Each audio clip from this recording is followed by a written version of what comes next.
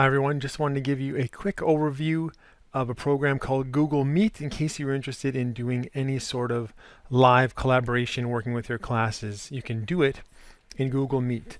It's something you have access to right here through your Google Waffle when you're signed into Chrome, Google Meet. Or if you can't find it here, you can just go to your URL bar and type in meet.google.com and that'll take you over to Google Meet.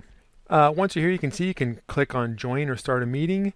Quite easy. You just click on that button, you give it a name, and you're in. Your camera will start, and you can click join now, present, and there's a few other options, but mostly you want to click on join now. You can mute your microphone, you can turn off your camera. Let's do that so you don't have to look at me. And we can join now. So now we're inside of a meeting. You can copy the joining info, and that's what you want to send along to your participants. You can actually add participants from here as well by adding different usernames, and it'll send them invites through email. So you can just add a few people if you want to send them the invites. If you wanted to present to your classes, this is where you would press present now, and you'd be actually able to share your screen with them. If you had another screen of something else you want to show, a slideshow, something you wanted to demonstrate, you can share your screens with them. And up here in the top corner, you can see who's in the meeting. Right now it's just myself, but you can see who's in the meeting. And the participants actually have a chance to have a chat over here on the right hand side if they wanted to just talk and chat while you were presenting. Maybe they have questions or answer some of each other's questions. That's just a quick way to get Google Meet on right from using meet.com.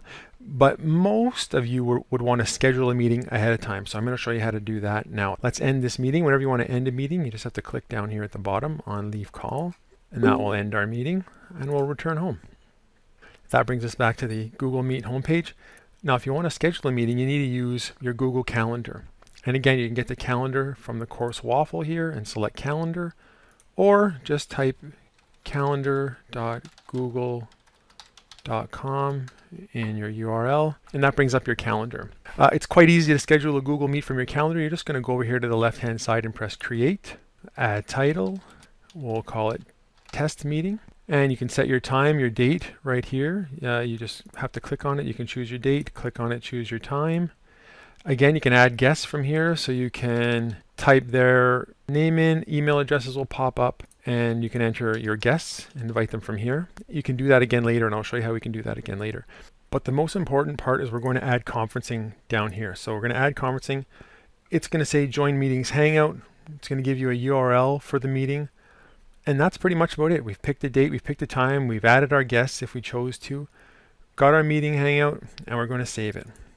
So now we've got a meeting scheduled. We can invite more participants, but the easiest thing to do that I like to do is just grab this link, copy that link, and now you've got the link to the meeting. So you can send that out in an email, you can post it in your Google Classroom, you can post it in your eHub Classroom, you can send it over a chat, whatever you want to do, you send your invitees that link. They'll click on the link, the meeting starts at 3:30. Now they will come to this screen and they'll be able to join your meeting.